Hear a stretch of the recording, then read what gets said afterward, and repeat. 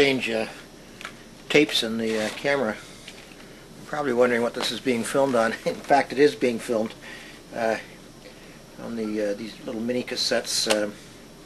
Hold about an hour of high definition video, which is what this is being shot in, although I've uploaded it at standard definition just in order to keep the size down. This is a Canon HV30, which I purchased about 2006 or 2007, and they were absolute state-of-the-art at the time. And I was a former alpine ski coach, and I was using it for filming my kids during training sessions, and it has proven to be an extremely reliable, rugged performer. I've also filmed my daughter's performances in Ottawa with the blues band that she fronts, and the high definition that came out of that was absolutely stunning. I couldn't believe it. I made 3 DVDs for her. The first 2 were in standard definition, which are pretty good. But eventually I got ambitious, and I bought the Sony Vegas Studio editing software and edited the high definition version of the third performance, and I think the size of it was about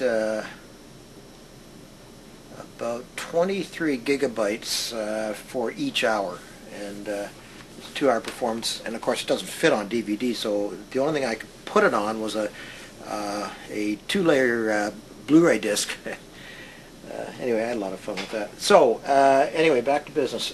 We did have. I had 2 bad batteries. The original, and which is, as I said, branded Radio Shack, and the alkaline battery. I got to remember those screws aren't in, so I'll show you the. You'll see now.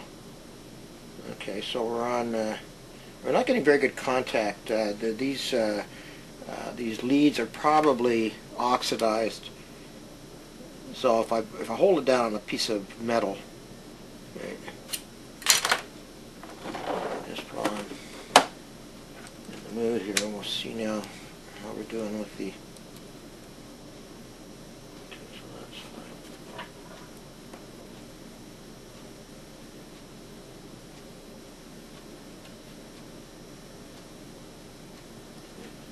There's a I'm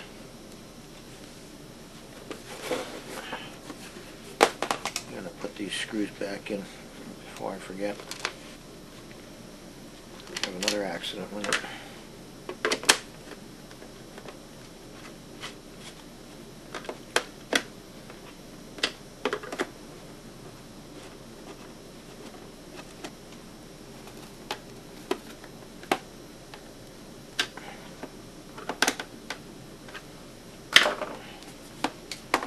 These plastic screws, it's extremely important you do not over tighten them.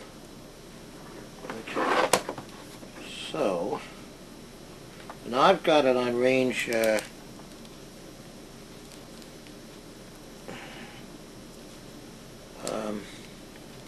visible? Yeah, okay. R times 10. Right. And again, I close the circuit, and you can see it doesn't quite go to the end, so you have this little adjustment wheel here.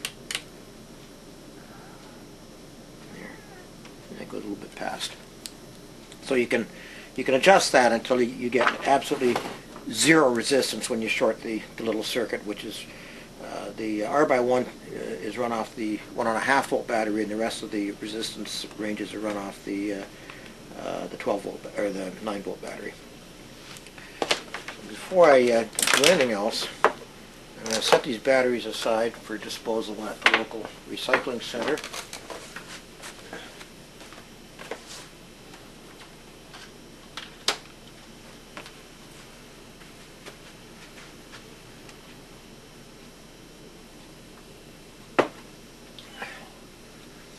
The cat's name is Marcus. And would you please get down? No, this is not a place for you. There's all kinds of stuff up here. Come on, down you get. Come on, scoot.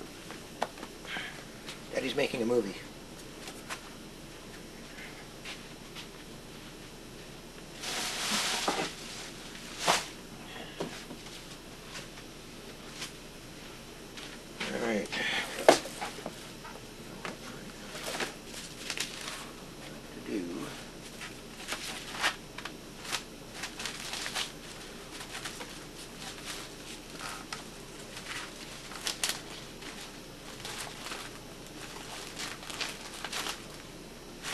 looking for a piece of 800 grit.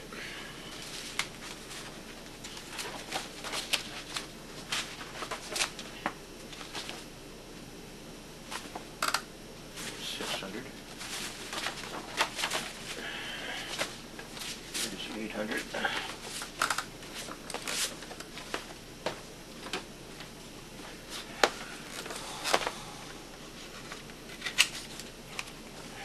Don't need much of this stuff. A little piece, and I'll just take each of the leads.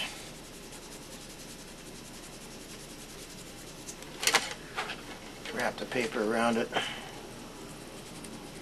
And all this does is polishes off the oxide which is formed over the years, even though it was sitting in its original plastic bag with a gel pack, or I should say a silica pack to absorb the moisture. You're still going to get some oxidation take place. And now you can see that the needle doesn't jump around when I put the two leads together like that. Okay, so we have a functioning meter. Now we're going to hook this thing up here to the little circuit we've made with the bulbs now inserted into the receptacles. Now the way we're going to do this is with some clips for convenience. So in my little electrical parts box here I have a drawer that's got some clips.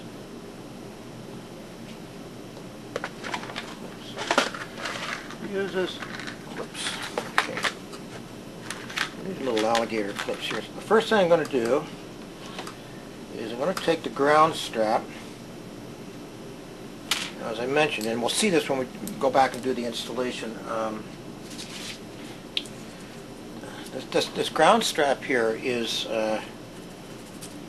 actually goes directly against the fender, and then the ground lead from the battery goes over top of it, and the whole thing is fastened with a bolt. And what I'm doing here is preparation for reinstallation. Just taking my little 800 grit sandpaper and cleaning that up. Now what I'm going to do is I'm going to just kind of clip the lead here from the meter to the little ring at the end of this wire through which passes that bolt that I was telling you about. Okay, so that's one end of the circuit. Now the other end is this socket, right? And so when you're setting these things up, always test, so this is just a little bit out of sight there, but watch the meter. Right.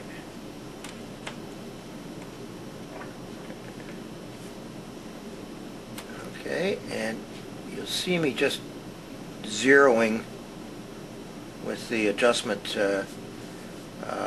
wheel. Okay. That tells me the meter's working. Now the next thing to do, right, there's the socket. So I'm going to put the probe in, right, and you'll see it goes up part way. And the reason it doesn't go all the way is because there's resistance from the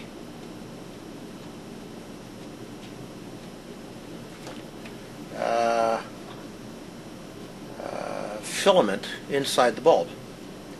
But what we do know is that we have continuity, we have electrical continuity, and that's what we're looking for. So that tells me that the circuit is sound. Now to measure, remember this was on R by 1, so if I look on the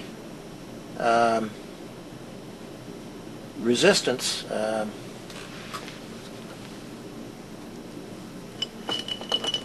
scale, which is the one at the top here, so it goes from 0 all the way to infinity, right?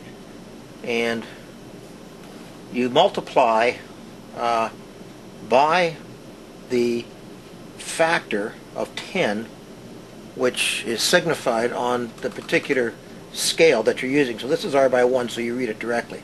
But if I'm up here, I've got to take whatever reading I get with the needle and multiply that by 10, and that'll get me the resistance. So for example, if the needle sits at 15, which is where I've got the pencil at the moment, then on this scale that would be 10 times 15, or 150 ohms, which is the unit of resistance.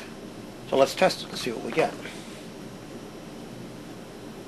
Well, as you can see, on R by 10, okay, it shows us almost 0 ohms.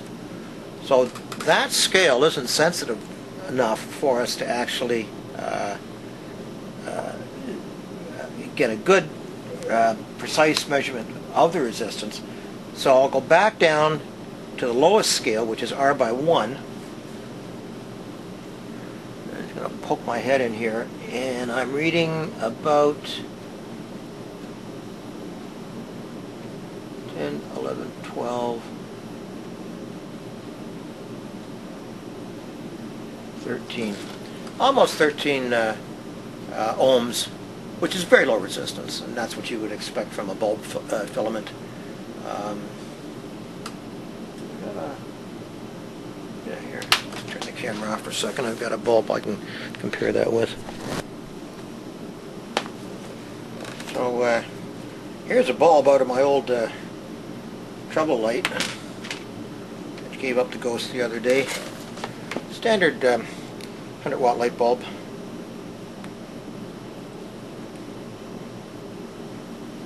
Not getting very much contact. This bulb is probably about 15 years old. It's in fact, it's not even 100 watt. It's a 50 watt heavy. What do they call these things?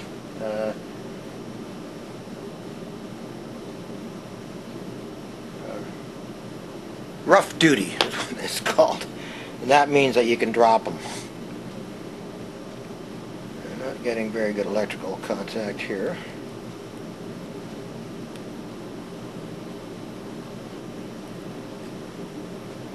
Got almost infinite resistance. I can't even measure. I can't get any contact here. In fact, the bulb is probably blown out by this point. Oh, anyway, that was an aside. Okay, so we've checked the connectivity of the bulbs seated in the respective sockets, so that's good. And I'm going now to install the lens for this. And mostly it is as a precaution for anything kind of knocking this assembly around while we go and do some one or two of the final steps. So I have to go and get the I have to go and find what I've done with these screws. I'll turn the camera off for a second. I'll be right back. I was a little surprised I couldn't get that light bulb to work, so I put it into a lamp down here, and sure enough it worked. I finally got a connection. You can see the needle on the meter. So it rises, it reads 30 ohms. So that's in comparison with, I think we said 13 ohms on the automotive bulb. So here we go. Now I'll put this away. I think we're finished with that for the time being. What else? Oh, yeah. What else? I'll be back in just a moment. I wanted to show you the cleaner that I use. This is from CP Industries, their cleaning products. Orange SOLV. As I mentioned yesterday, it cleans up in water. It's also biodegradable, and it's non-abrasive, unlike, for example,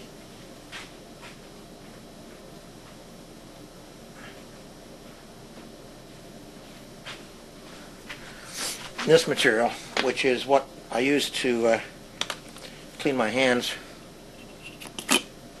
Looks like that, and it's got grit in it, so there's certain applications you don't want to have that. It's great for cleaning your hands up. But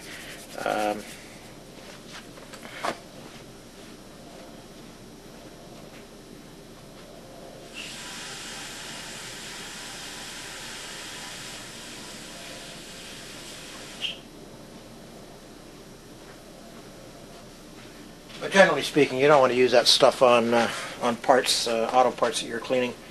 A precursor to these citrus solvents that were water soluble that came out was engine degreaser. This is a brand name product from Gunk.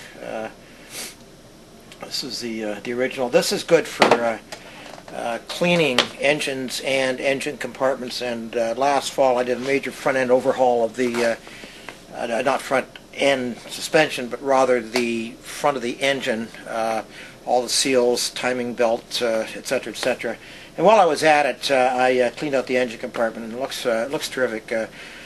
So these are the products that I sprayed and coated with, and then you just leave them on for about 20 minutes or half an hour, and then you can rinse them off. And when I rinse off, I actually rinse with warm water. It tends to kind of get in there, and I use pressure washer for that.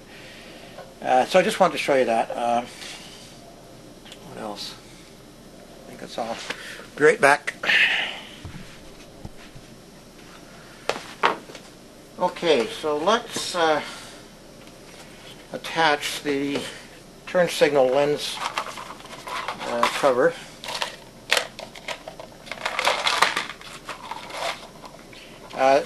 By the way, just as a matter of practice, you'll see that I have all kinds of old margarine containers here, which I use to hold parts while I'm working, and there is no greater frustration than kicking a screw lying loose on your shop floor somewhere and spending the better part of an hour or two finding it.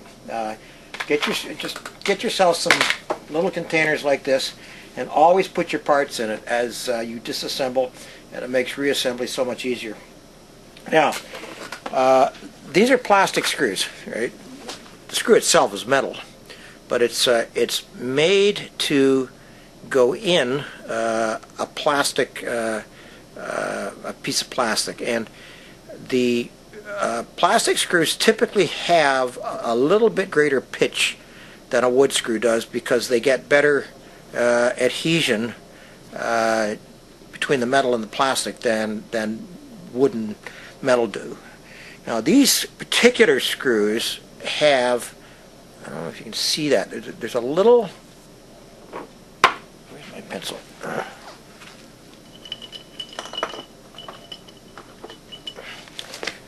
There's a little nylon washer there, which, here we go, right there, right in under the head of the screw. Right? And what that does is it cushions the head of the screw from the acrylic material that the lens is made out of. So don't go replacing these things with a simple wood screw. If you lose one of them, I strongly recommend that you buy the exact replacement from Volvo, or any other supplier for that matter. It's a common enough product, but I just thought the word to the wise there. You can't see what I'm doing. So I'll just kind of hold this up a little bit. This is the second one.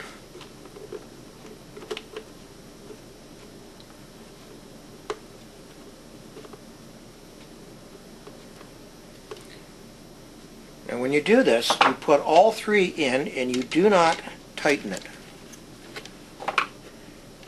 You screw it down up to but not including the point where you begin to feel resistance from the screw as the head, or at least the nylon washer, bears on the seat, which is molded into that is the screw seat, which is molded into the lens material. So this is still just a little bit loose. Right? Now the reason for this is because it's very important not to over tighten the screws. Right? So at this point here you can see I've got resistance, right, with a little bit of torque I'm applying to the handle of the screwdriver.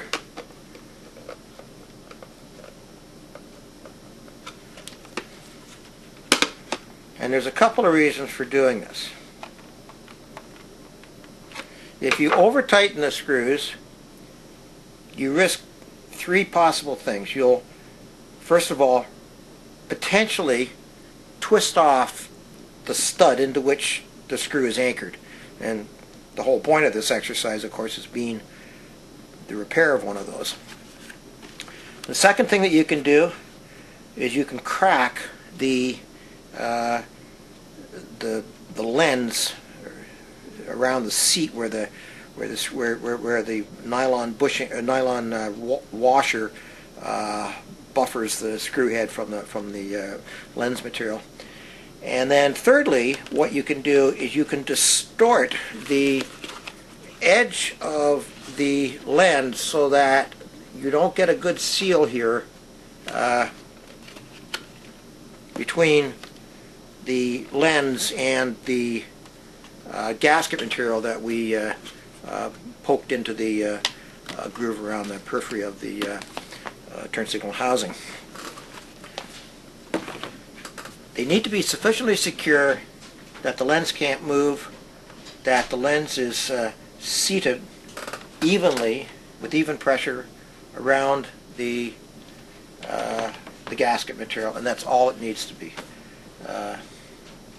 The gasket material and the nylon washers also provide vibration absorption so that vibrations from the road don't cause the assembly to vibrate and therefore potentially break the seal between the lens and the gasket material. And this is important because this is what keeps water out, and water is your enemy. So doing this job properly will result in long life for you. Now I'm going to make a sort of a philosophical remark here. All right, so we're more or less ready to begin final assembly.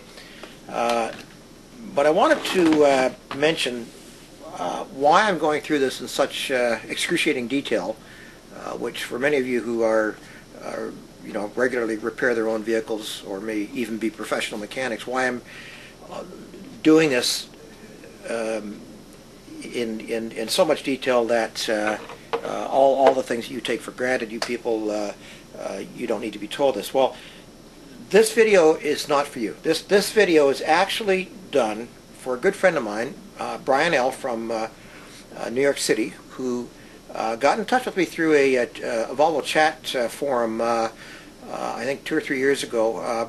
Brian is an unusual individual. He's a young man who has a very nice Volvo 240 sedan, which he calls, I think, Big Blue Cheese. And he had some issues that he wanted some advice, and I provided some advice. And then over the years, we've kind of grown a little bit friendly, and so we email back and forth from time to time. And Brian wrote me a very interesting email just earlier this week, in which he has declared his interest in wanting to become a home auto mechanic. He wants to be as he put it in the email, a responsible Volvo owner. And Brian doesn't have a technical background, and he's a little daunted by the electrical aspects of working with automobiles, as well as the mechanical ones. So I decided that I would make videos of the repairs that I do on my own vehicle from time to time and post them on YouTube, so that for beginners like Brian, who have very little in the sense of intuition about materials, what materials are used for what purpose, etc. You build this up over time, and I've got a lifetime of experience doing this. I'm a professional engineer by training and practice, and I repair my car as a hobby, but I find that the practical lessons that I learned from doing this, such as that little item I just pointed out with the nylon washer, teach you a great deal about how other people think about things and how problems are solved. And I believe it's important to pass this knowledge on to the younger generation, because with so much time being devoted to internet usage and playing games on mobile devices, I think a lot of this knowledge is going to be lost, and I think it has to be presented in a way which makes it very accessible to people who otherwise might not try something out. As I said to Brian in response to his email, I said, most school district boards or community colleges will run night programs in automotive mechanics, and you can learn the basics of it for next to nothing. And I think that's a great way to learn, but ultimately you've got to try and do a few of these projects for yourself. And so I'm trying to show you some of the little tips and techniques that I've learned over the years, many through trial and error, many through making mistakes, definitely. Not over tightening fasteners is a good example. So I just thought that I would kind of inject that sort of aspect to it. If you're wondering why I'm spending so much time on such almost a trivially simple job to be done, I mean, an automotive shop would have this job done in less than 2 hours. It's taken me about 5 days. But on the other hand, the product that I'm producing, the finished product, would be much superior in terms of the care that I've taken with this to make sure that everything is done exactly the right way. As I said, it's not going to be factory fresh, but functionally it's the equivalent of what the factory gives you. Okay, I have to go and say goodbye to my wife. Assembly to one side for a moment. And the next thing we're going to tackle is reinstalling the reflector plate inside the lens on the bottom edge. Now, for this purpose, I had to find an adhesive that was going to be satisfactory for doing this. When I took this off the lens, I really had to pry it, and I think I mentioned earlier in the video how much trouble I had getting the adhesive off. So the manufacturing process really took some care to make sure that this thing didn't come loose. Now, it is the surface is not uniformly flat, so I'm not expecting to get anything like the precise fit that the factory was able to. But it will be good enough, because ultimately it just simply does not have to come loose, and there is more than sufficient reflectivity on this chrome surface. It's just a piece of aluminum that's been chromed to reflect any light that bounces around inside the lens back out through the front of the lens and onto the road. So looking around the shop, I was trying to see what I had on hand, and I'm going to read you what this says. This is Permatex gasket adhesive. It's called spray a gasket. Spray a gasket. So it says here, I have to put this magnifying glass on it. Okay, so it sets up fast to hold heaviest gaskets in place for perfect alignment, yet allows movement if desired. Excellent for use on threaded fittings, hose connections, and oil seals. Never hardens, prevents seizure, and and permits easy disassembly. Sealant from minus 65 degrees to 500 degrees Fahrenheit converts to semi-rigid super sealant under engine operating temperatures. It is insoluble in gasoline, kerosene, propane, and butane gases. So this is going to be an example of repurposing something for a function for which it was not specifically designed. But if you think about it, that's absolutely perfect, because there will inevitably be a broken seal here, even though we're going to seal it tight. But over the years, there will be water and other contaminants that will get in here, and so to have a material like that is impermeable to just about any common petrochemical material is going to be very useful. Furthermore, it's not going to loosen under extremes of cold or extremes of heat. And up here in Canada, where I am in central Ontario, we do get some very cold days in wintertime, down to minus 40 degrees Fahrenheit on occasion, and we certainly can get some pretty hot weather in the sunshine in the summertime as well, with temperatures having been measured inside my vehicle as high as 135 degrees Fahrenheit when the vehicle's been sitting in the direct sun and there's no way for the energy to get out. That's why a car feels so hot when you get into it when it's been sitting in the sunshine with the windows closed. So, and finally, it sets up quickly, but it allows a little bit of movement if needed, and that's important for the actual assembly step, because I'm going to have to somehow figure out a way to press this down so that we get the bond that we're looking for. And I'm still looking for a tool to do that, and I'm going to go and set up over in the area where we did the spray painting last night, and that's where we'll spray the back of this reflective plate. Now, before we get started, one other little tip that I wanted to point out. Although you see me using my hands without any protection during the last hour of the video, in point of fact, when I'm cleaning up the parts with the citrus solvent, you know, working with dirty parts that have got lots of grease on them, I always have a pair of gloves on. These are chloroprene, a little easier to take than the kind of stuff that the doctors wear, which is latex, and which tends to break more. These are pretty hardy. Microflex NeoGuard is sold at automotive supply houses. And, there you go. That's what it looks like.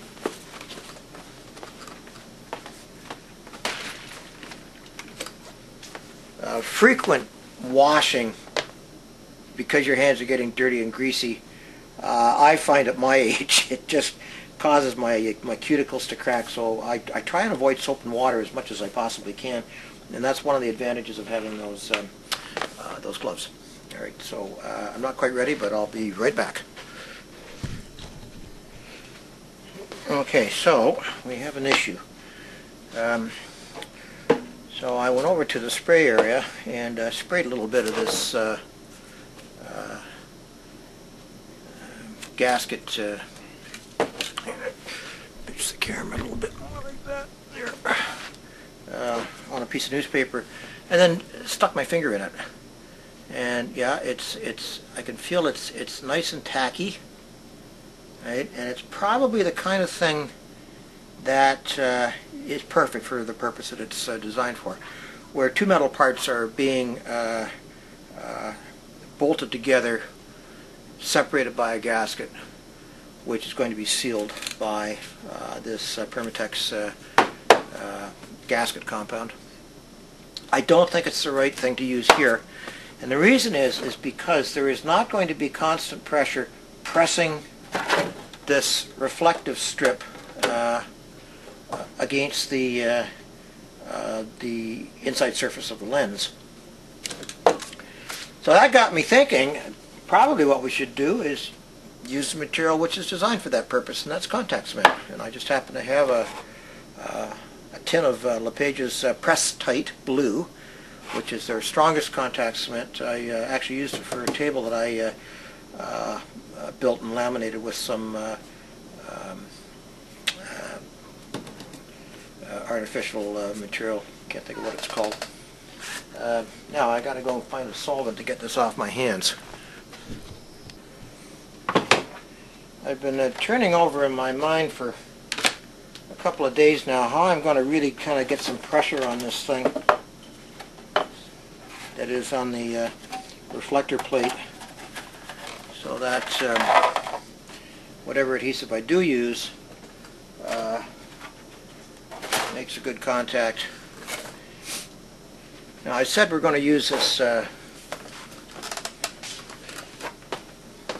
Page's Press Tight Blue, but I want to make sure it's got properties that are going to be just as satisfactory to us as the as those described on the can of gasket material. So let's see what it says here. Alright, ideal for laminating rubber, metal, wood, veneers, plywood, something or other laminates, I can't see, there's a spill there, cork, leather, fabric, paper products, or a combination of these. Resistant to heat, creep, water, and oil. Dries quickly and bonds immediately. Now it says here clamping is not required. Right, use above 15 degrees, that's 15 degrees Celsius, 60 degrees Fahrenheit.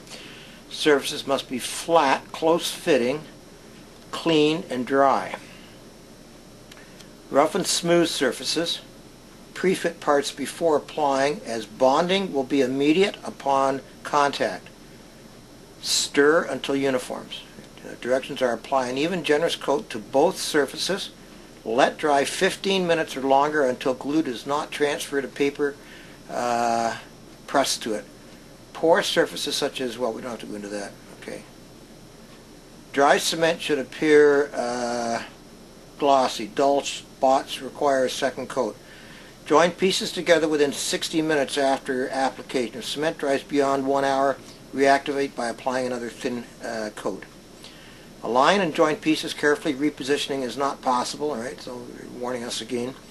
Immediately apply as much pressure as possible from center to edge using a narrow roller over the entire surface. All right, so I've been looking for this narrow roller, and now the reason for applying pressure from the center out is to avoid bubbling. So we would go from here to the edge, and then from, show that, okay, from the center to the edge and back. So basically you work to all four, you work from the center out to all four edges of the plate. Now I've been looking for a roller around here, and about the only thing I can think of is a paint roller, so let me go see if I've got one of those. And indeed, I have a small paint roller, which is going to be ideal for the job.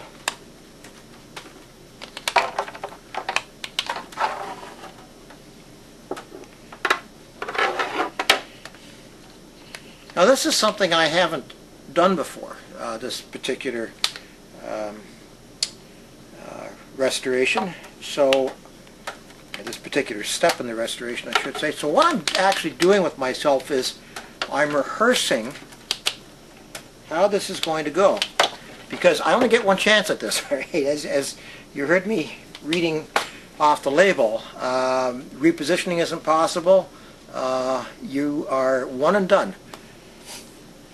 I had brought down some rolls of tape thinking I might use those as a roller, but I think the paint roller is a better idea. We'll just put that back. Now, although it said no clamping required, I am a big believer in clamping. So I have 2 blocks of usable shorts, which are going to be clamped with these clamps here. Now, to protect the surface of that is the reflecting surface, I'm going to put in a layer of wax paper.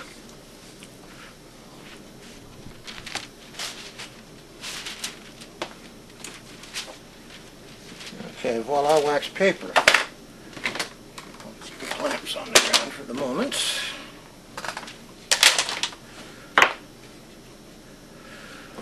And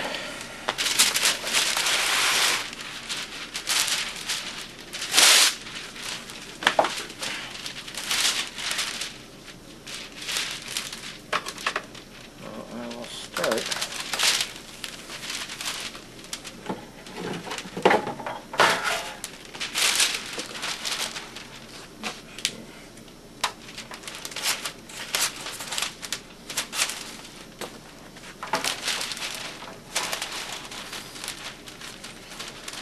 get a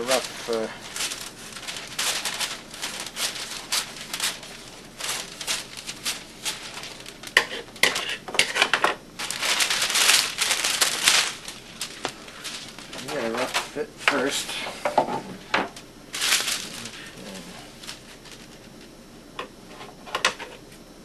then we'll just kind of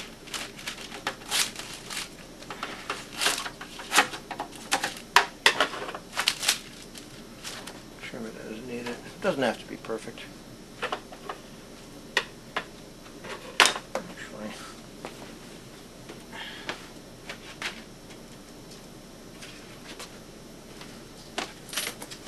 what I'll do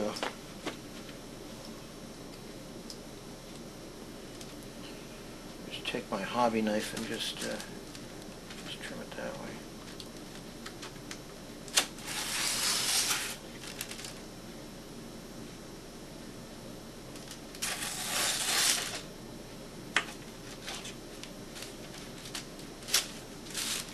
There you go.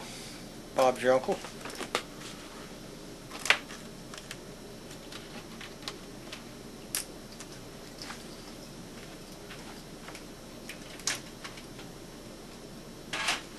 You should look up the origin of that phrase on the internet. It's quite amusing.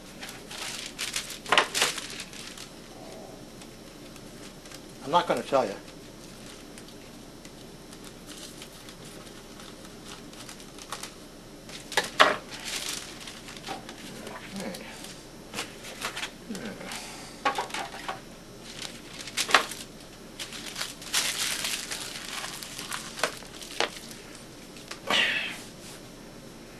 Alright, now, you'll recall the instructions mentioned to rough the surface a little bit. Well, I've already done that. I don't know if it shows, but I took one of those 500 grit sanding discs that we used when we were initially refinishing the outer surface of the lens, and I roughed up the inside surface here where it's going to be glued together. And then the back side of the reflecting plate is also been roughed up with the 800 grit, which gets into the pores of the aluminum a little bit more. So there's sufficient roughness here.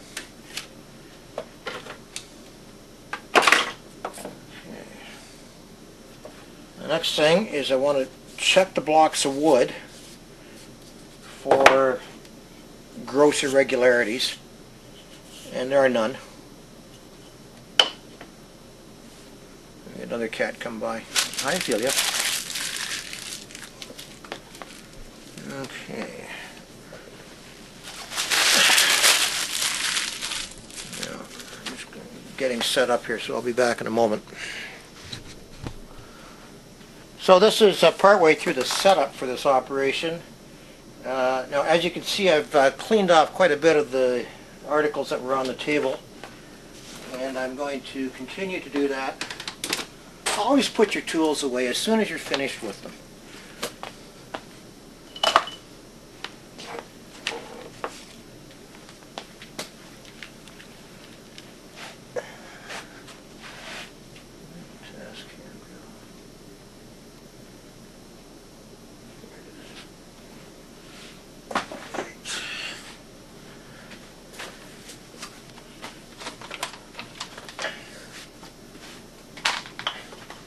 this is a tripping hazard, these clamps that run on the floor beside the chair. What I'm basically doing is decluttering the work area. And the reason I'm taking a little more precaution than with the other work we've been doing on this headlight is that I'm working with a material with which I do not want to have an accident. I mean, if you knock over a tin of this stuff, I'll tell you, the cleanup is wretched.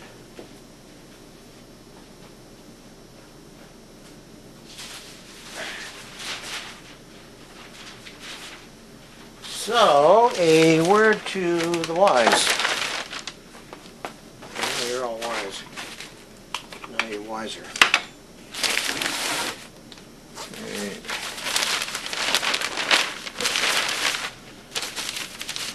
And I have some files here that I'm also going to cover up. Yeah, I know, it's an abundance of caution.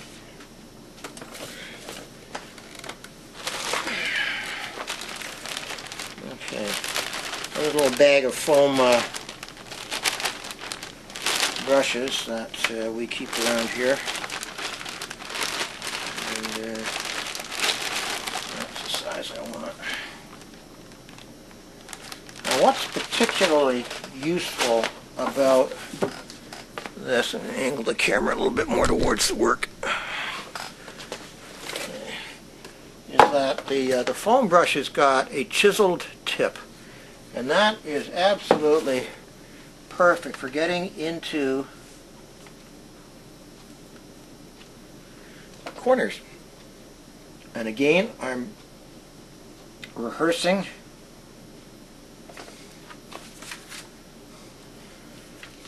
right, so I have the piece ready to apply. The way I'm going to apply it is I'm going to first put it to the back like that, right, and then I'm just going to let it drop like that, and then I'll press it down initially with my fingers, then I'll put the piece of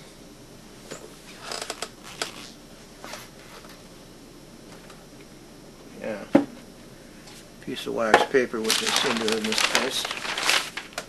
Alright, where's the wax paper? Alright, so this is the reason for the rehearsal. Alright, you don't want to get to the point and all of a sudden you don't have the wax paper. Alright, so camera off.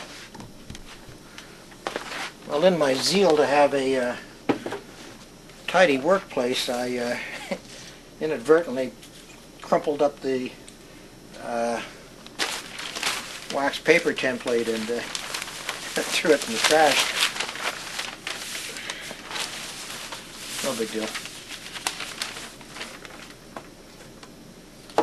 Yeah, it's all crinkly, but you can still use it. Alright. So as I said, so we've rehearsed with the roller, we've rehearsed with the foam brush. I have a smaller foam brush if need be. Okay.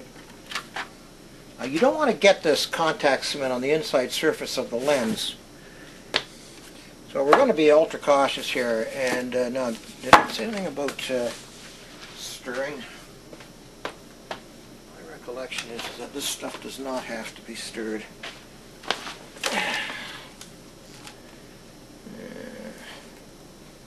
Preparation.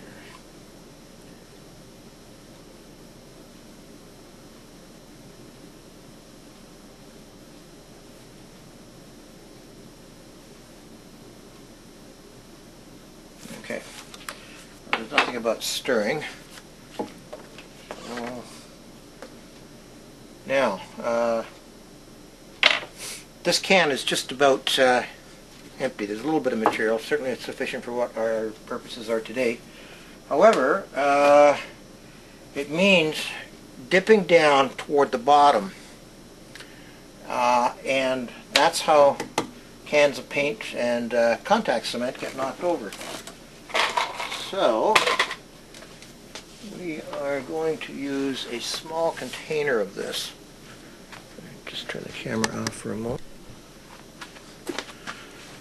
Okay, got an extra tape too because we're getting near the end of this one. Okay, a small glass bowl.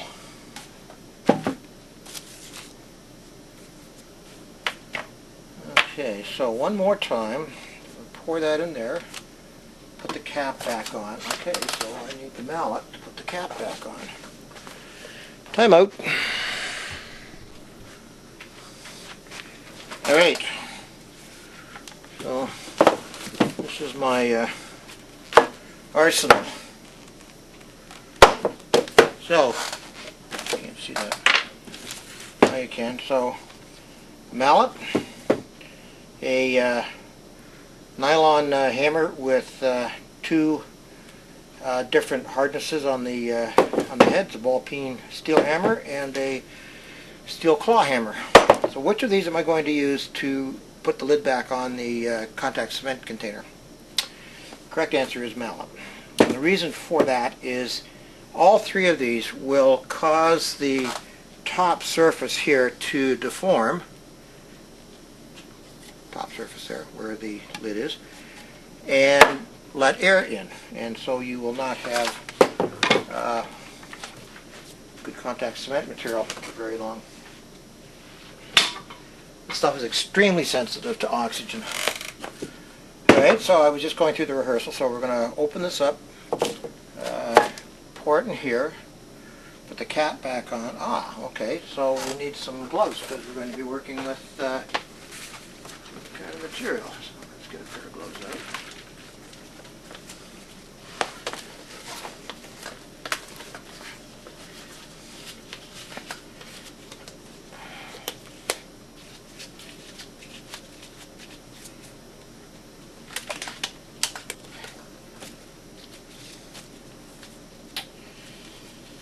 Okay.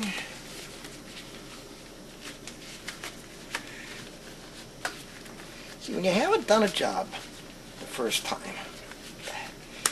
and you don't rehearse, inevitably something is going to go wrong, and it's going to go wrong at exactly the wrong moment. Oh, I've got this on backwards.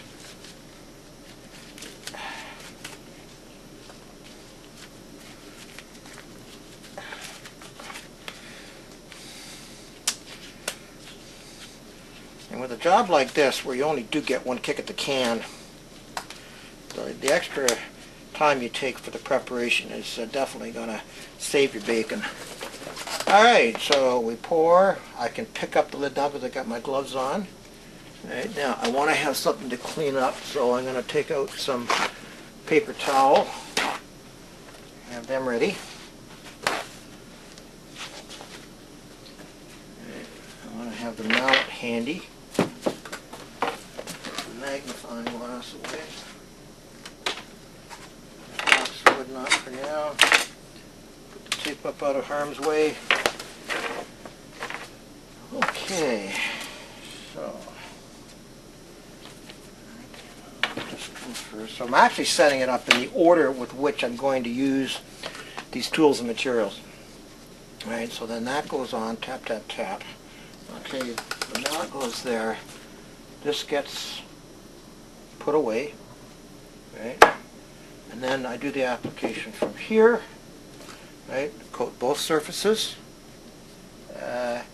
and let dry for 15 minutes approximately. So I have this out here so that I can just slather that.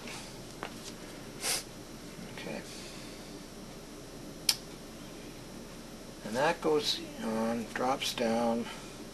I'll press with my fingers initially, put the wax paper on, roll with the paint roller. I've already pre-fitted these blocks of wood here. Now once it's in place, it'll be easy to get the clamps on it. But even that, I can probably prepare a little, because these are rather larger clamps than I would prefer to use.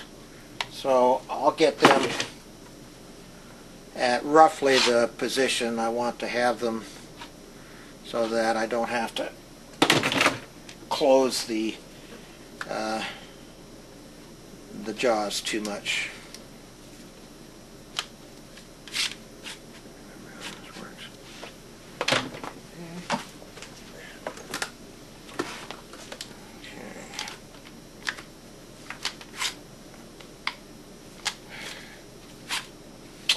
Okay, so the clamps are ready. And that will be the final step. And then to let everything dry and harden, I'll just flip this over like this with the clamps in place. And that's how we'll do the clamping. Okay, I think we're ready.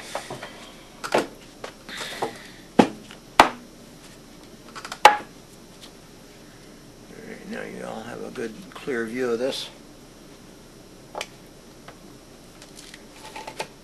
This is a specialty tool rather than a screwdriver. You get these from the paint stores. Readily available, use one.